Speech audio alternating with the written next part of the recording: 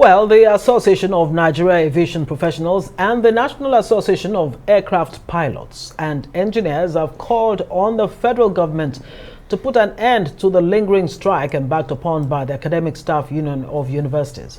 A statement signed by its executives says the refusal of the government to honor the agreement signed with the union since 2009 is very disturbing. The association says it completely supports the position of the National Executive Council of the Nigeria Labour Congress to embark on a nationwide protest on July 26 and 27, 2022, that is, in solidarity with the trade unions in the Nigeria public universities and others. All right, our business correspondent, Onyi Sunday, joins us now for more on these stories. Let's begin. Onyi, good to see you. But not on a very cherry note, though. Honestly, the oldest airline in Nigeria is folding up. What exactly is going on? Just sitting here and, listening to you read out the intro, I was already overwhelmed. It's a whole lot happening. From airlines to ASU, you had to sprinkle a dash of ASU or NLC issue and everything going on in there. It's a whole lot, really, honestly, going. You've already said it all with the Aero Contractors story. It is a temporary shutdown. I mean, their training platform and also maintenance platform will also run. The helicopter services will also run. The charter services will continue. Okay. Yes, but passenger services, that's going to be on shutdown. But they're saying in a couple of weeks, they'll be up and running again. They claim that this time they're also going through the normal maintenance procedures for the aircraft.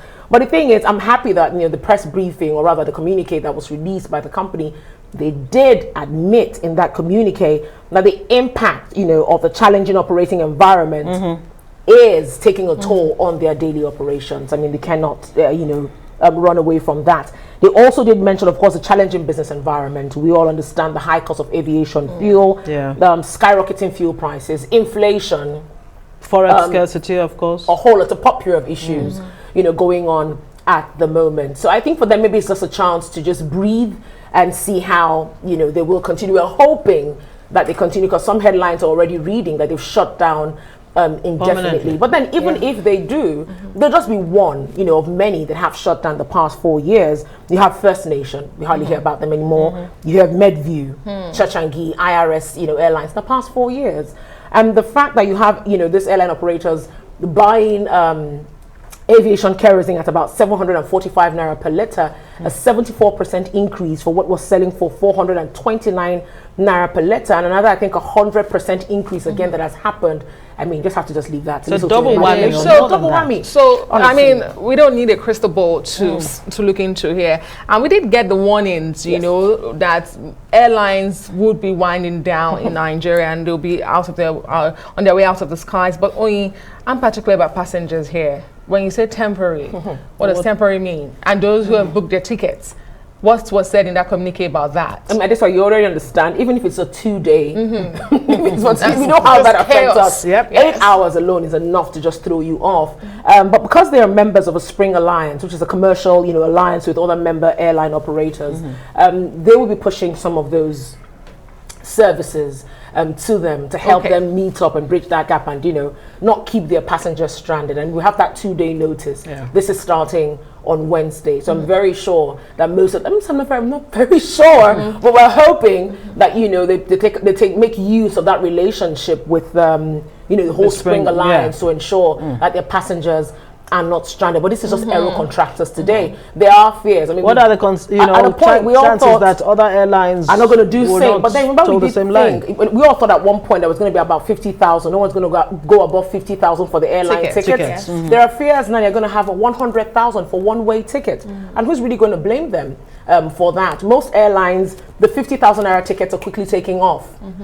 When you want to go, get your plane ticket. Well, I don't know about you. The last time I traveled, not too long ago, I spent about 70-something thousand. And this was economy, was it? Of course, economy. Of course, economy. So I mean, it's definitely going to get worse in a couple of weeks. Now, when Aero says due to challenging operational environment. What are the chances that situation Changes. would, change anytime soon? The energy crisis has been on since February, and we don't see it going anywhere. And like I say, the star boy of the moment, which is diesel, is still calling the shots, because it doesn't matter the kind of fuel you're bringing in, be it aviation kerosene, be it normal petrol you want. The diesel trucks are the ones bringing it in. How much is diesel at the moment? That's the issue, honestly speaking. So those issues remain, and then the dealers are not willing to sell to airline operators, because there are reports that about 80% of Nigerian airline operators are not credit worthy. So most of these marketers are not willing to sell petrol, rather to sell Jet A1 fuel to them on credit. And you already know what that means, because the fears of them not being able to pay back is a major issue. So we've had them, in recent times say, allow us import, and maybe this will be better. But let's talk about pump price. You've done so much on that, and then to see that the prices are now officially being changed at the petrol stations. Has the regulatory body, in this instance, the NMDPRA, become a toothless bulldog? In all honesty, right now it's mum. It's mum from all channels, in all honesty. And we did see a couple of weeks ago, they had this, what I call it, a raid, going out to check out fuel stations that were selling above pump price, or for those who were not even selling. And a riot act was also read out to these stations as well. So seeing the first station there, to sell, and at this time they were not even advertising. You have to get to the pump to find out how much was being sold. And the fact that you now have it branded right there on the neon signs, and nobody, absolutely no one, has said a word about it. The Salah holiday is over. It just leaves one to wonder what exactly is going on. Is this like a test for Nigerians to get used to what's to come?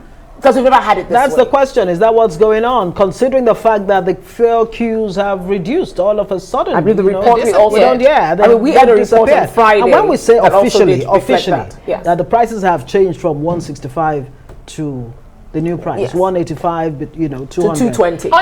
Officially by who? Unofficially. That's the point. So we don't get it twisted. The regulator has not said increase the pump price. They haven't. I spoke to someone off record. Nigerians don't seem to care. They don't care. Just drive into the filling talking station to people, at the fuel station, someone said, look, as long as I can drive in here and get fuel within 13 minutes, I'm fine. If that's what it takes for us to operate, that's what it is. Petroleum marketer, in a report we produced here on Arise, did say that the margin is really very little. In terms of, because does it mean Nigerians are ready to let go of subsidy? Well, that's an interesting way to put it. It's almost like when you have what's it called now, power. Those in the power sector trying to increase tariff. Yes. And you just realize your tariff has actually increased without any announcement. When it's announced, we scream about it, right? But then you realize that it's already been happening. So probably that's what's going to happen. I don't know, but I know the government has to still come out to say, look, this is what it's going to be. But with the reality on ground, the fact that we're not, producing or refining diesel, the fact that we're importing diesel, the fact that power is also not constant. These petrol stations also need diesel to power the generators. So it's a loss in every area where you look at it. So I'm asking myself, how long does the government plan to hold on, hold on to this order to say do not sell above one? No one is in business, to record losses. So on air, you have a problem. On land, you have a problem. I really don't know where anyone's going to turn to next, but it is what it is. And there's no real system to take us around. Let's not start that discussion. Let's not go there. Onyi Sunday, thank you so much for your analysis on this stories. I wish it was a better ending, but it's not. Let's just stay hopeful.